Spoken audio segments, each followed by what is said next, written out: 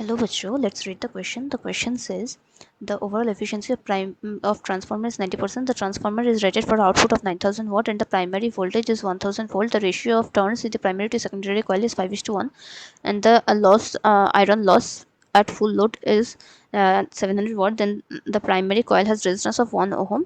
In the above, the copper loss in the secondary coil is.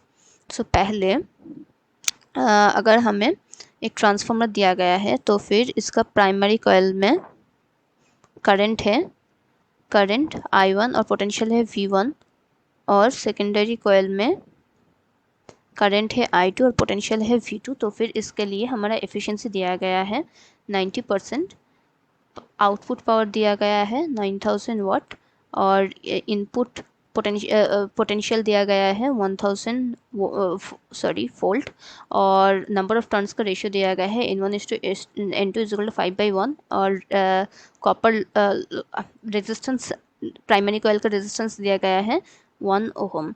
तो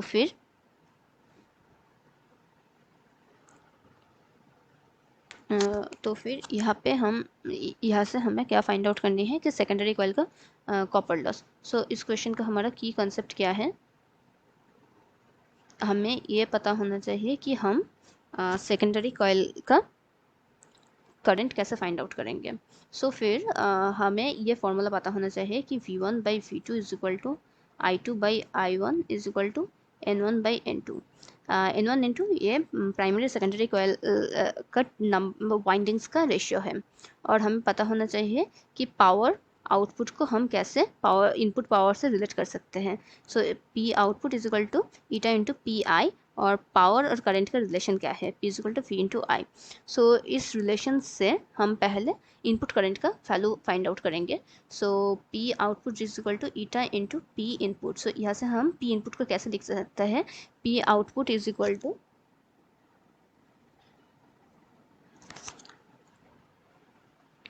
P output = eta into I1 into V1।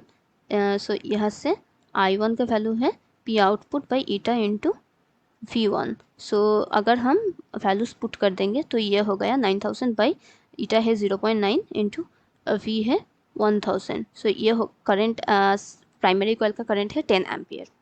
अब इस formula को apply करेंगे तो फिर हमारा सेकेंडरी कॉइल का पोटेंशियल क्या होगा, V2 क्या होगा, V2 = V1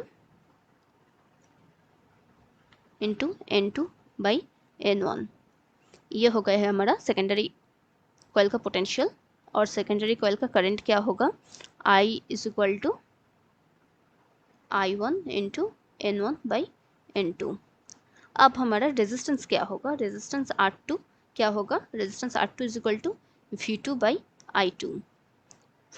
ये हमें पता है ओम्स लॉ से। अब V2 और I2 का वैल्यूज यहाँ पे पुट कर देंगे तो फिर ये क्या होगा, V1 into N2/N1 into N2/N1 into I1।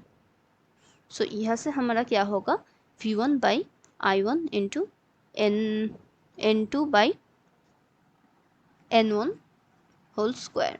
सो V1/R1 इसका मतलब क्या है, R1 इंटू N2/N1 को वैल्यू पुट कर देंगे 1/5 होल स्क्वायर। सो ये हो गया और R1 का वैल्यू क्या है 1 ओम। सो इसका वैल्यू हो गया 0.04 ओम। सो सेकेंडरी कॉइल का रेजिस्टेंस हो गया 0.04 ओम। अब हमारा सेकेंडरी कॉइल का करंट क्या होगा, N1/N2 इंटू I1। सो ये होगा 5 इंटू I1 का वैल्यू क्या फाइंड आउट किया है 10। सो ये हुआ 50 एम्पियर। सो कॉपर लॉस, अब हम कॉपर लॉस कैसे फाइंड आउट करेंगे, कॉपर लॉस का वैल्यू है I2² इंटू R2। सो अगर हम वैल्यूज पुट कर देंगे तो फिर 50² इंटू 0.04। सो इसका वैल्यू हो गया 100 वाट। सो सेकेंडरी कॉइल का कॉपर लॉस क्या हो गया 100 वाट। सो हमारा करेक्ट ऑप्शन है option A. Hope you understood it well, thank you.